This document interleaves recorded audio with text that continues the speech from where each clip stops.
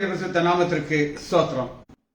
இன்னைக்கு நம்ம பர்வதம் கடைசி செய்தி 11வது பர்வதத்தை தியானித்திருக்கிறோம். பர்வதம் கடைசி செய்தி. ஜெபத்தோடு இந்த செய்திக்குள்ளே கலந்து செல்வோம். ஓ இயேசு உமது அன்பு எத்தனை பெரியது, ஆகாயம் பூமி மலை அலைகளுக்கெல்லாம் பெரியது, ஆகாயம் பூமி மலை அலைகளுக்கெல்லாம் பெரியது. ஓ இயேசு உமது அன்பு அளவில்ல ஆனந்தத்தால் அகம் நிறைந்தது, ஆண்டவர் காரியங்கள் அதிகம் சிறந்தது, அன்றாடம் காலை மலைகளிலும் துதிக்க உகர்ந்தது, துதிக்க உகர்ந்தது, அன்றாடம் காலை மலைகளிலும் துதிக்க உயர்ந்தது, துதிக்க உகர்ந்தது. ஓ இயேசு உமது அன்பு சங்கட சமயங்களில் மங்கிய வாடுகிறேன், துங்கனை இறங்குமென எங்கிய வாடுகிறேன், பங்கமில்லாமல் பதில் அளிப்பேன் என்றதால் பாடுகிறேன், என்றதால் பாடுகிறேன், பங்கமில்லாமல் பதில் அளிப்பேன் என்றதால் பாடுகிறேன், என்றதால் பாடுகிறேன். ஓ இயேசு உமது அன்பு இருளாம் பள்ளத்தாக்கில் மருகியே நடந்தாலும் அருமந்தன் மேய்ப்பராய் அருகினில் இருப்பதாலும் கருணையம் எம்மை கராம் பிடித்து கர்த்தரே காப்பதாலும், கர்த்தரே காப்பதாலும், கருணையம் எம்மை கரம் பிடித்து கர்த்தரே காப்பதாலும், கர்த்தரே காப்பதாலும். ஓ இயேசு உமது அன்பு குறையுள்ள நாளும் கூடவே இருக்கின்றீர், நிறைவாம் புல் தரையில் மெதுவாய் நடத்துகிறீர், இறைவனாம் இயேசு எல்லாவற்றாலும் திருப்தியாக்குகிறீர், திருப்தியாக்குகிறீர், இறைவனாம் இயேசு எல்லாவற்றாலும் திருப்தியாக்குகிறீர், திருப்தியாக்குகிறீர். ஓ இயேசு உமது அன்பு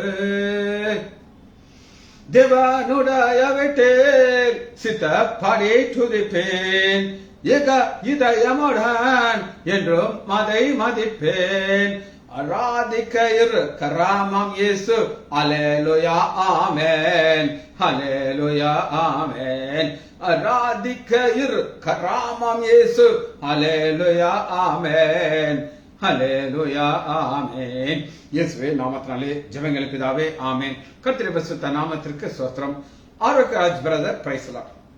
நம்ம இன்னைக்கு 16வது பர்வதத்தை தியானிக்கிறோம். அது என்ன அப்படின்னு கேட்டீங்கன்னா, ரத்தத்தினாலே கரையும் பர்வதம். கேட்க பயமா இருக்கா? ரத்தத்தாலே கரையும் பர்வதம், இந்த கடைசி பர்வதம் என்னதான் என்று எப்படிதான் முடிய போகுது. முதல் ஒரு பர்வதத்தை பார்த்தோம், அது எதிர்பாராத பர்வதம். நம்ம வாழ்க்கையில நம்ம நினைப்போம் நல்லா ஜாலியா போய்கிட்டு இருக்கோம், எல்லாம் ஸ்மூத்தா போயிட்டு இருக்குன்னா ஒரு பிரச்சனை வரும், நம்மள ஒரு அமுக்காமிக்கும். அது என்னன்னா எதிர்பாராத ஒரு பர்வதம். நான் உங்களுக்கு பார்வனை குறித்து நான் உங்களுக்கு சொன்னேன். அந்த எதிர்பாராத பர்வத்தை ஆண்டவர் செங்கடல்ல போட்டு அமைக்க கூட்டிட்டார். ரெண்டாவது ஒத்தாசை வரும் பர்வதம். இன்னைக்கு நம்ம நிர்மூலமாகாதபடி இன்னைக்கு நம்ம இன்னைக்கு சந்தோஷமா இருக்கிறோம்னா அந்த ஒத்தாசை வரும் பர்வதத்திலிருந்து வருகிற ஆசீர்வாதங்கள். மூணாவது நாம் நோக்கி பார்க்க வேண்டிய பர்வதம். ஒத்தாசை அதா வராது, நம்ம நோக்கி பார்க்கணும். நோக்கி பார்க்கும் பொழுது ஒத்தாசை நமக்கு வரும். நாலாவதாக உயர்த்தப்பட்ட ஒரு பர்வதம். ஆண்டவராகிய இயேசு கிறிஸ்து சிலுவையில் உயர்த்தப்பட்டார், நம்ம பார்த்தோம்.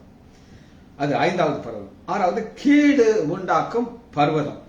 கேடு உண்டாக்கும் பர்வதத்தை நம்மளால பார்க்க முடியாது, நம்ம ஆண்டவரால் பார்க்க முடியும். நம்முடைய ஜெபத்திற்கு பதில் கொடுக்க வராத தடுக்கிறது. 7வது பழி வாங்கும் பர்வதம். ஒரு ராஜா அந்த சகோதரர்கள் எல்லாம் ஒரு கல் வச்சு 70 தடவை கொண்டா, அவன் மண்டையில பழி வாங்குறதுக்கு அதே கல்ல ஆண்டவர் யூஸ் பண்ணினார். 8வதாக ஊழியம்ங்கிற ஒரு பர்வதம். 9 தடுக்கும் பர்வதம். பத்தாவதாக ஒன்று பார்த்தோம், சுதந்திரிக்க வேண்டிய பர்வதம். யோசுவா சொன்னார், அந்த மலை தேசம் எனக்கு வேணும்னு சொல்லி. நம்ம இத்தனை பர்வதத்தை பார்த்தாச்சு. இன்னைக்கு ஏசாயா 34வது அதிகாரம் 3வது வசனத்துல இந்த பர்வதம் என்ன அப்படின்னு கேட்டீங்கன்னா, அவர்களுடைய ரத்தத்தினாலே மலைகளும் கரைந்து போகும். இதான் இது நம்ம இப்ப முடிக்க போகிறோம், செய்தியை முடிக்க போகிறோம். உலகத்தின் முடிவுக்குள்ள என்ன நடக்குங்கிறத பார்க்கணும். என்ன ஆகியான அப்படின்னா அதை எழுதி வச்சிருக்கிற 11வது பர்வதம். சரி, இது என்ன அப்படின்னு கேட்டீங்கன்னா, இது ஒரு யுத்தம். அந்த யுத்தத்தை நீங்க 4வது வசனத்துல ஒரு யுத்தத்தை நம்ம பார்க்கலாம். இது என்ன அப்படின்னு கேட்டீங்கன்னா, வானத்தின் சர்வசேனையும் கரைந்து வானம் புஸ்தக சொல்லை போல சுருட்டப்பட்டு. இப்ப ஆண்டவர் இந்த உலகத்துல இந்த வானத்தின் பூமியும் அழிக்க போகிறார். புதிய வானம் புதிய பூமியும் உண்டாகிறதுக்கு இந்த பழைய வானமும் பழைய பூமியும் அழிக்கப்படும். இந்த வானத்துல ஒரு யுத்தம் நடக்க போகுது. அது ஸ்டார் வார் அப்படின்னு நான் உங்களுக்கு சொன்னேன். அப்ப என்ன நடக்கும் அப்படின்னு கேட்டீங்கன்னா, அதுல உள்ள சர்வசேனையிலும் கரைந்து அவைகளிலே சர்வசேனையும் திராட்சை செடியில் இலைகள் காய்களை உதிர்வது போல உதிர்ந்து விழும். இன்னைக்கு சேட்டலைட்ஸ் எங்க வச்சிருக்காங்கன்னா, இந்த புவி ஈர்ப்பு சக்திக்கு மேல கீழே தானே எழுத்து கீழே வருது. ஒவ்வொரு சேட்டலைட்டையும் ஒவ்வொரு அமெரிக்கா ஒரு 100 சேட்டலைட் நிப்பாட்டி வச்சிருக்காங்க. இந்தியா சில சேட்டலைட் நிப்பாட்டி இருக்கு.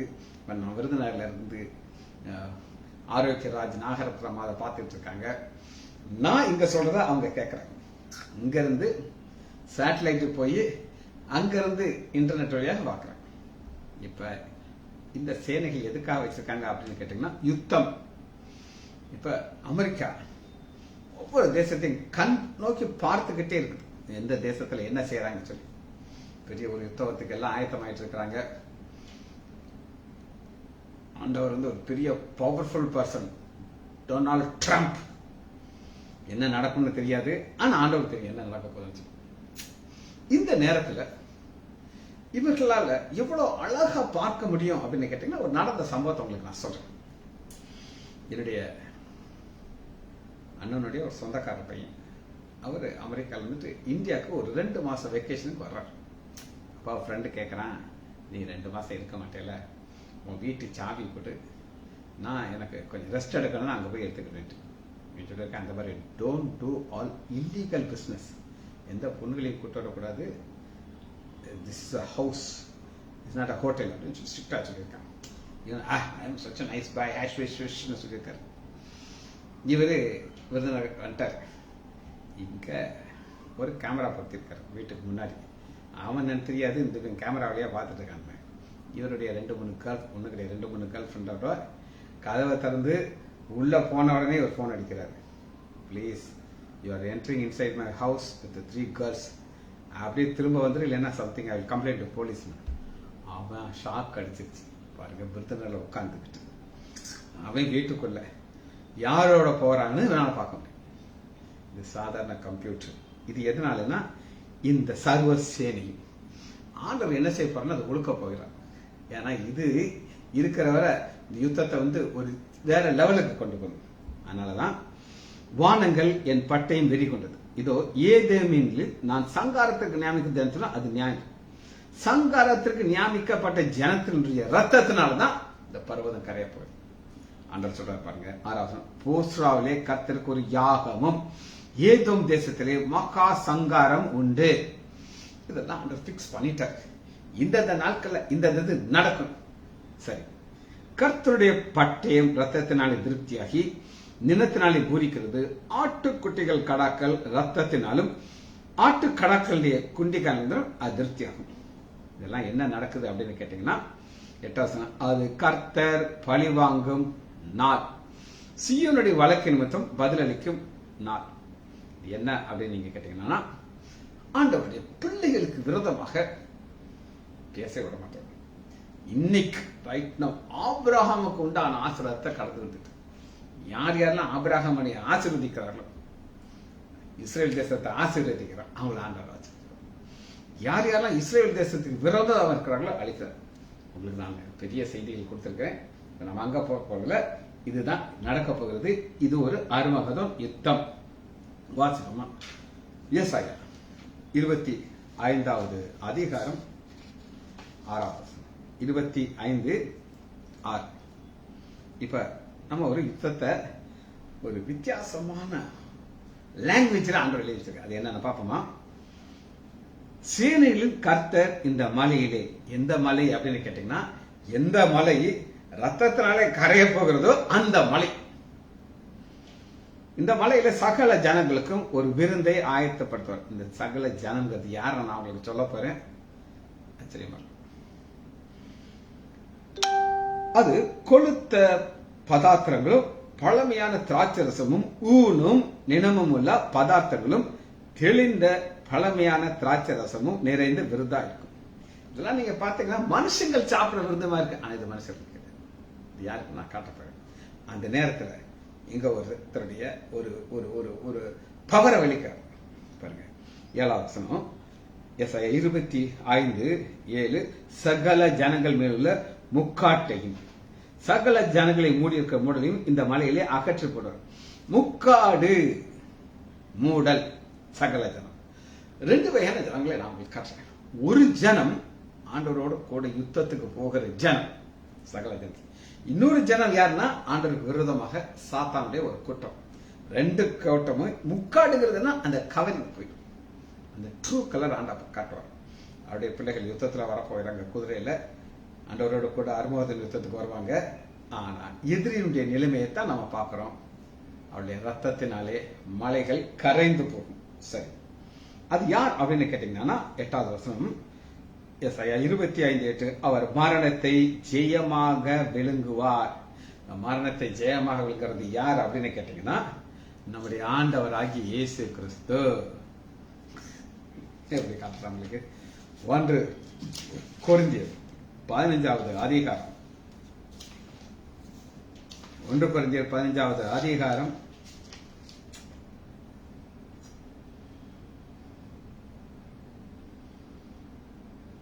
50. மரணமே உன் கூர் எங்கே? பாதாளமே உன் ஜெயம் எங்கே? மரணத்தின் கூர் பாவம், பாதாளத்தின் பலன் நியாயப்பிரமாணம். நம்முடைய கர்த்தராகிய இயேசு கிறிஸ்துனாலே நமக்கு ஜெயம் கொடுக்கிற தேவன். இதுதான் மூடல். என்ன நடக்கும் அப்படின்னு கேட்டீங்கன்னா, மரணத்தை ஜெயமாக விழுங்குவார். விழுங்குறது அது என்ன அப்படின்னு கேட்டீங்கன்னா, சிலுவையில ஆண்டவராகிய இயேசு கிறிஸ்து மரிக்கிறார். சாத்தானுக்கு ஒரே கொண்டாட்டம். ஆனா அவனுக்கு தெரியாது 3ஆம் நாள் உயிரோடு ஜெய கிறிஸ்துவாக வருவார் சொல்லி வந்தவர் பிதாவுடைய வலது வருஷத்தில் உட்கார்ந்து இருக்கிறார். அதே இயேசுதான் கர்த்தராகிய தேவன். கர்த்தராகிய தேவன் இயேசு கர்த்தர், அவர் தேவன். தேவன் எல்லா முகத்தில் உள்ள கண்ணீர்களை துடைத்து எல்லாருடைய முகத்திலும், எல்லாருடைய முகம் என்னதுங்க? நம்ம தாங்க. கண்ணீர், பாடுகள், கஷ்டங்கள், வேதனையோடு நம்ம ஒரு வாழ்க்கை வாழ்ந்துகிட்டு இருக்கிறோம். ஆனா இதெல்லாமே டெம்பரவரி. எது வர டெம்பரரினா, தமது ஜனத்தின் நிந்தையை பூமியில் இராதபடி முற்றிலும் நீக்கி விடுவார். கர்த்தரே இதை சொன்னார். இதை சொன்னதுனால அந்த சந்தோஷத்தை பாருங்க. சந்தோஷத்தை வசந்தங்க ரசிச்சு ருசிச்சு வாசிச்சா தான் அதனுடைய ஆழங்களுடைய சந்தோஷம் நமக்கு புரியும். அக்காலத்திலே ஒரு காலம் வரப்போதுங்க.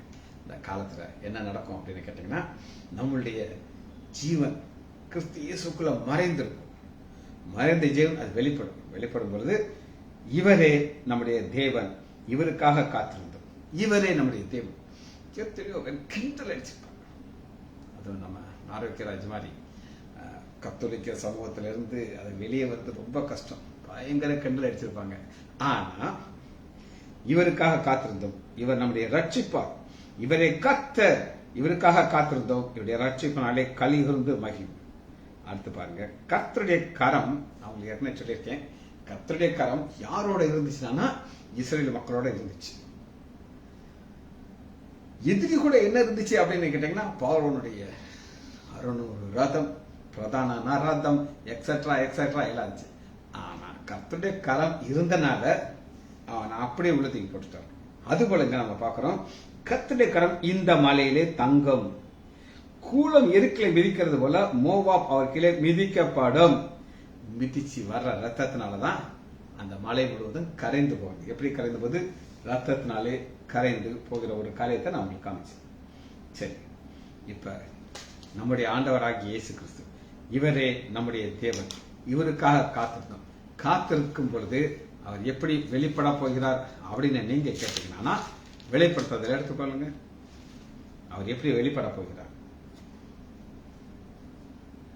19வது அதிகாரம்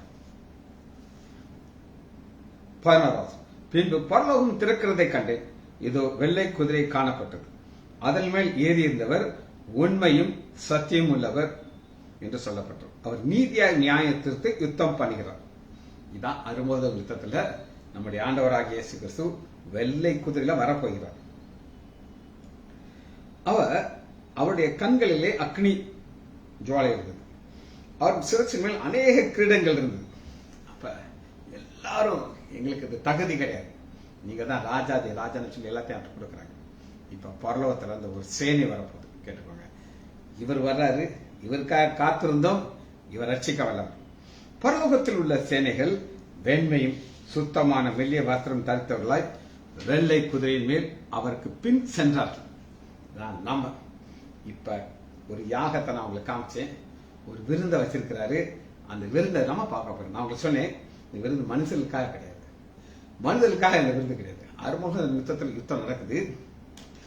புற ஜாதிகள் 15 19-15 புற ஜாதிகளை வெட்டும்படியாக அவருடைய வாயிலிருந்து கூர்மையான பட்டயம் பெறப்பட்டது. இரும்பு கோலால் அவர்களை அரசாளுவார். அவர் சர்வ வல்லமுள்ள தேவனுடைய உக்கிரமாகிய மது ஆலையை மிதிக்கிறார். அவர் மிதிக்கும் போது எஸ், இதெல்லாம் ரொம்ப ஆசீர்வாதம்ப்பா. நம்மளால நினைக்கிற காரியம் கிடையாது. பாப்போமா? ராஜாதி ராஜா கர்த்தாதி கர்த்தர் என்னும் நாமம் அவருடைய வருஷத்து. இப்பதான் ஒரு புதுமையான ஒரு காரியம் நடக்குது. இதுவரை நடக்காத ஒரு காரியம் சரித்திரத்தில் இனி நடக்காது. ஒரே ஒரு தடவை தான் அந்த இதுல ஒரு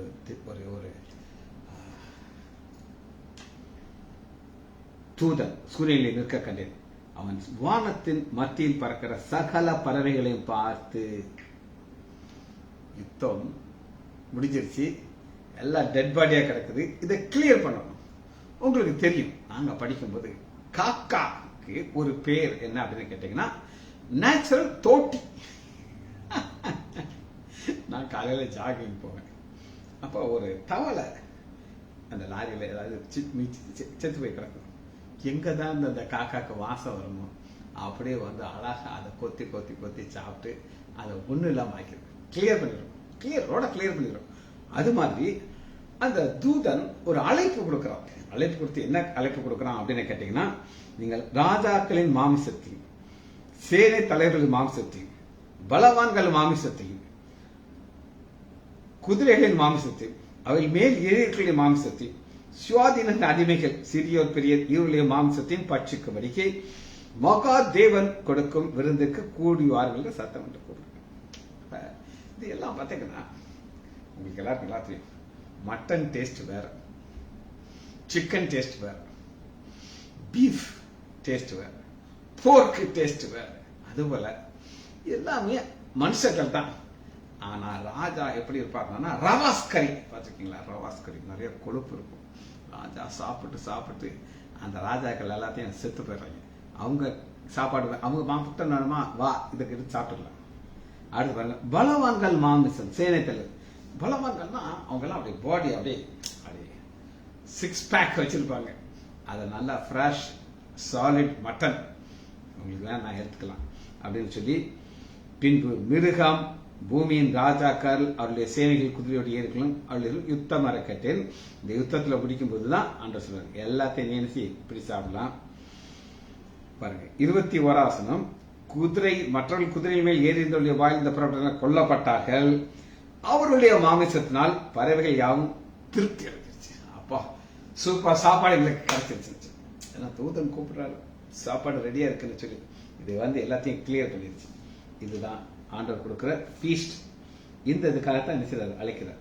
சரி, இதுல அடுத்து ஒரு காரியத்தை உங்களுக்கு காட்டுறேன். நம்முடைய ஆண்டவராக இயேசு கிறிஸ்து இந்த யுத்தத்துல அவருடைய பார்ட், அவர் என்ன செய்யறாரு நான் உங்களுக்கு காட்டுறேன். எடுத்துக்கலாமா? ஏசாயா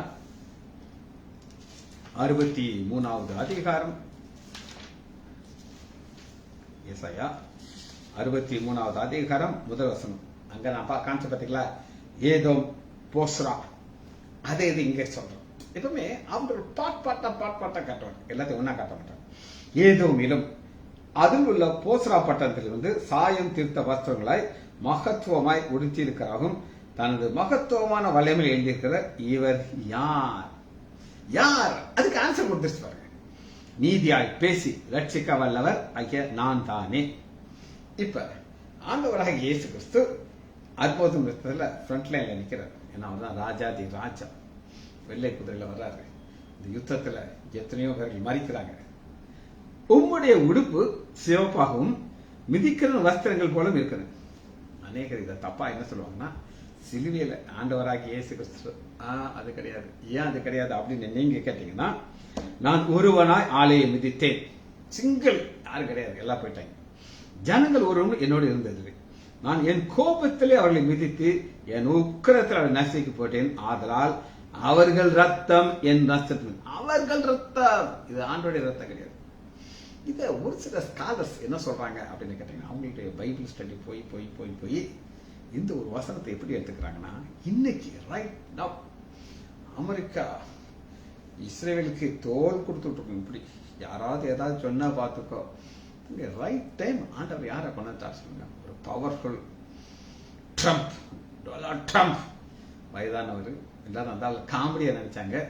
இப்ப அப்படி ஒரு பவர்ஃபுல் மேனை கொண்டாந்துட்டாரு. அது அவருடைய வல்லமை. அந்த வல்லமையில அடுத்து பாருங்க, என் உடுப்பை கரைப்படுத்திக் கொண்டேன். இது ஆண்டவராகிய இயேசு கிறிஸ்து. ஆனா இந்த யுத்தம் நடக்கும்போது இந்த அமெரிக்கர்கள் ரிவர்ஸ்ல போயிடுவாங்களாம், கூட வரமாட்டாங்களாம். ஏன்னா இங்க வசனம் என்னன்னா, நான் ஒருவனாய் ஆலயம் மிதித்தேன். சரி, அது நமக்கு தீர்க்கதரிசனம் நடக்கலாம், நடக்காம போலாம். சரி, ஆனா 4வது வசனத்தை பாருங்க, நீதியை சரிக்கட்டும் நாள் என் மனதில் இருந்தது, என்னுடைய மீட்கும் வருஷம் வந்தது. இங்க 2 காரியம் இருக்குது. ஒரு நாள் இருக்கு, வருஷம் இருக்கு. 4 வருஷம். ஏன் இது முக்கியமான ஒரு காரியம் அப்படின்னு நீங்க கேட்டீங்கன்னா, அதுக்கு நான் உங்களுக்கு பதில் காட்ட போறேன். இதனுடைய விளக்கத்தை நம்ம பார்க்க போறோம். எடுத்துக்கலாமா? லூக்கா எடுத்துக்கொள்ளுங்க.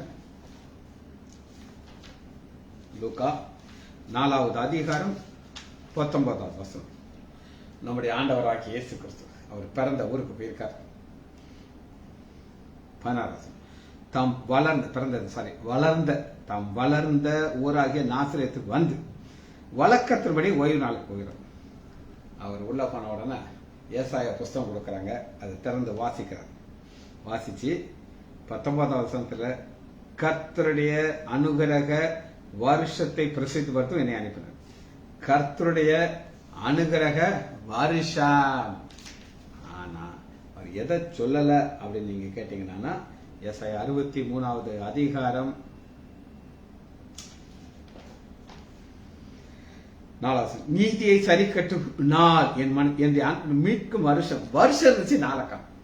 ஏன்னா முதல் வருகையில மீட்கும் வருஷம், நாள் இது கேட்டுக்கோங்க, 2 செப்பரேட். ஆண்டவர் ஸ்பெசிஃபிக்கா சொல்றாரு, இது வருஷம் நான் வந்தது, அதனாலதான் அதோட நிப்பாட்டிக்கிறாரு. லூக்கா 4வது அதிகாரம் 19, கர்த்தருடைய அனுகிரக வருஷத்தில் என்னை பிரசித்து வந்து என்னை அனுப்புகிறார் என்று எழுதுகிறது. அவர் கண்டு வாசித்து சூட்டி கொடுத்துட்டார். ஆனா எதை சொல்லல, என்னுடைய நீதியை சரிக்கட்டும் நாள் என் மனதில் இருக்கு, அதை சொல்லல. காரணம்னா அது இனிமேல் நடக்க வேண்டிய காரியம். சரி, இத வேறு ஒரு ஆங்கிள் திரும்ப காட்ட போறேன். ஏசாயா 34வது அதிகாரம் 3வது வசனத்துல இதைத்தான் நம்ம பார்க்கிறோம். எப்படி பார்க்கிறோம் அப்படின்னு கேட்டீங்கன்னா, அவர்கள் கொலை செய்யப்பட்டவர்கள். யுத்தம் நடக்குது, ஆறுமுகதம் யுத்தம் நடக்குது. அந்த யுத்தத்துல வெளியே இருண்டு கிடப்பார்கள். அவருடைய பிரேதங்கள் நாற்றமடிக்கிற பிரேதத்தை தான் கூப்பிட்டு இடத்தை கிளியர் பண்ண நான் சொல்லிட்டேன். சரி, இதனுடைய இன்னொரு ஆழத்தை நான் உங்களுக்கு காட்ட போகிறேன். எல்லாமே வெளிப்படுத்துதல் உட்கார்ந்துட்டு இருப்பாங்க. வெளிப்படுத்துதல் 16வது அதிகாரம்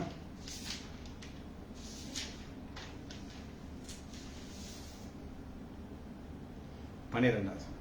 இப்ப எல்லா ராஜாக்களும் இங்க வரணும். எந்தவர்கள்லாம் ஆண்டவருக்கு எதிராக இருக்காங்களோ அவங்கள சாத்தான் அப்படி நைஸா கூட்டிட்டு வர பாருங்க யுத்தத்துக்கு, ஆர்மோகத்தின் யுத்தத்துக்கு. 12வது, 6ஆம் தூதன் தன் கலசத்தில் உள்ளதை ஐப்ராத் என்னும் பெரிய நதியில் ஊற்றினான். அப்பொழுது சூரியன் உதிக்கும் திசையில் இருந்து வரும் ராஜாக்களுக்கு வழியை ஆயத்தம்படி அந்த தண்ணீர் வற்றி போயிற்று. ஆண்டவர் என்ன செய்யறாருன்னா ஒரு பாதையை உண்டாக்குறார். ஏன்னா இது வழியே தான் நீ வரணும். எங்க வரணும்? அறுமுக நிறுத்தத்துக்கு வரணும். அங்க 2 குமாரன் ரெடியா இருப்பார். அப்பொழுது வலு சர்ப்பத்தின் வாய், மிருகத்தின் வாய், கள்ளத்தின் வாயில் 3 அசுத்தாவிகள் புறப்படுறது. எப்படி பிதா குமாரன் பரிசுத்தாவினர் திருத்துவம் இருக்கிறதோ அதே மாதிரி இங்கே பாருங்க, வலு சர்ப்பம் 1, மிருகம் 2, கள்ளத்தரிசி அந்த அசுத்தாவி என்ன செய்யுது அப்படின்னு நீங்க கேட்டீங்கன்னா, அவைகள் அற்புதம் செய்கிற பிசாசுகளின் ஆவி. அந்த ராஜா கட்ட அற்புதத்தை பண்ணி ஏமாத்தி, அவங்களுக்கு தெரியாது நம்ம போய் சாக போறோம். அவங்க என்ன நினைக்கிறாங்க? நாங்க போய் ஜெயிக்க போறோம்னு வர்றாங்க. அவைகள் பூலோகம் உள்ள ராஜாக்கள் சர்வ மகிமையில தேவனுடைய மகா நாளிலே நடக்கும் யுத்தத்திற்கு கூட்டி கொண்டு புறப்பட்டு போயிருக்கு. இப்ப கூட்டி கொண்டு வருது. இவங்க என்ன நடக்க போகுது அப்படின்னு நீங்க கேட்டீங்கன்னா, அது முடிய போகுது. இது கிழக்கு சூரியன் இருக்கு பேசுனா ஒரு பைபிள் ஸ்காலர்ஸ் என்ன சொன்னா, சீனால இருந்து தான் மேக்சிமம் வருவாங்களா. ஏன்னா அவங்க தான் எதிராக நிற்கிற மக்கள். இப்ப வெளிப்படுத்துதல் 20வது அதிகாரம்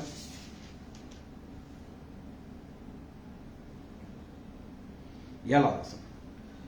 1000 வருஷம் முடியும் பொழுது சாத்தான் காவலிருந்து விடுதலையாக்கி, இப்போ 1000 வருட அரசாட்சி முடிஞ்சிருச்சு. 1000 வருட அரசாட்சியில் இன்னைக்கு காலையில் நான் உங்களுக்கு சொன்னேன், எல்லாம் ஜாலியா இருக்கிறாங்க. வயதானவங்க எல்லாம் ரொம்ப ஜாலியா ரோட்ல நடந்துகிட்டு இருக்கிறாங்க. 100 வயசுல ஒருத்தன் வச்சத்தானா வாலிபன் சொல்லப்படுறான். அவங்க திராட்சை தோட்டத்தை கட்டுறாங்க, நல்லா ஜாலியா இருக்கிறாங்க. எப்ப வர அப்படின்னு கேட்டீங்கன்னா, சாத்தான் கட்டப்பட்டு விடுவான். சாத்தானை எப்ப ஆண்டவர் கட்டவிழ்க்கிறாரோ சாத்தானுடைய ட்ரூ கலர் வர ஆரம்பிப்பாரு. விடுதலையாகி பூமியின் 4 திசையிலும் உள்ள ஜாதிகளாகிய கோகையும் மாகோகையும் மோசம். கோகோ மாகோக ரஷ்யால இருந்து வர்றாங்க, சைனால இருந்து வர்றாங்க. இவங்களெல்லாம் என்ன செய்றாங்க? ஏமாத்தி சாத்தான் கூட்டிட்டு வர்றாங்க. அவர்களை யுத்தத்திற்கு கூட்டுபடி வருவான். அவருடைய தொகை கடற்கரை மணல் அப்படின்னா நீங்க கேட்டீங்கன்னா, இவர்கள் தான் 1000 வருட சாட்சியில சந்தோஷமா வாழ்ந்துட்டு இருக்காங்க. சாத்தான் அவங்களை ஏமாத்திட்டான். ஏன்னா ஒரு டெக்னிக் வச்சிருக்காங்க. ரைட். அவர்கள் பூமி எங்கும் பரவி, இந்த பூமிங்கிறது புதிய பரவி பரிசுத்தவான்களுடைய நகரத்தையும் பிரியமான நகரத்தையும் வளைந்து கொண்டு, பிரியமான நகரம் எருசலேம். இதுதான் யுத்தம் வருது. இந்த யுத்தத்துல அறுமுக யுத்தம் வருது. அப்பொழுது தேவனால் வானத்திலிருந்து அக்னி இறங்கி அவர்களை பட்சித்து போட்டு அந்த யுத்தத்தை முடியும் போதுதான் இந்த அறுமுக யுத்தத்துல 1000 வருட அரசாட்சி ஆரம்பிக்குது. அதுதான் 19வது அதிகாரம் 21வது வசனத்துல, மற்றவர்கள் குதிரையின் மேல் ஏறுகளும் வாயிலிருந்து புறப்பட்ட பட்டயத்தினாலே கொல்லப்பட்டார்கள். அவருடைய மாமிசத்தினாலே பறவைகள் யாரும் திருப்தியாச்சு. ஏன் பறவைகள் யாரும் திருப்தியாச்சு அப்படின்னு கேட்டீங்கன்னா, நம்ம ஆரம்பிச்ச வசனத்தை முடிச்சிட்டு இந்த செய்தி முடிக்கப்படும். ஏசாயா 34வது அதிகாரம் 3வது வசனத்துல யுத்தம் முடியுது. அந்த மலை முழுவதும் ரத்தத்தினாலே கரைஞ்சு கிடக்குது. அவர்கள் கொலை செய்யப்பட்டவர்கள் வெளியே வெளியுண்டு கிடப்பார்கள். அவருடைய பிரேதங்கள் நாற்றம் அடிக்கும். நாற்றம் அடிக்கும் பிரேதத்தை சாப்பிடுறதுக்கு ஒரு தேவதூதன் சூரியனிலிருந்து வந்து அழைப்பு கொடுக்கிறார். ஜெபிச்சு முடிப்போமா? மகா இரக்கமும் கருவேமுள்ள பிதாவே, துதிக்கிறோம் ஐயா. 11வதாக கடைசி செய்தியாகிய பர்வதம், ரத்தத்தினால் கரையும் பர்வதத்தை தியானிக்க ஆவியான் பாட்டும் நன்மைக்காக நன்றி ராஜா. பிள்ளைகள் ஒவ்வொருவரையும் என் ஆண்டவராகிய இயேசு கிறிஸ்துவின் நாமத்தினாலே ஆசீர்வதிக்கிறேன். நாகரத்னம் அம்மாக்கு நல்ல சுகத்தை கொடுத்தீங்க ஐயா. ஒரு பலவீனத்தை எல்லாம் மாற்றி திரும்பவும் அவர்களுக்கு நல்ல பலத்தை கொடுத்து ஓட கிருபை பாராட்டுவதற்காக நன்றி. பிள்ளைகள் ஒவ்வொருவரையும் என் ஆண்டவராகிய இயேசு கிறிஸ்துவின் நாமத்தினாலே ஆசீர்வதிக்கிறேன். இயேசுவின் நாமத்தினாலே ஜெபங்களை பிதாவே. ஆமேன், ஆமேன், ஆமேன்.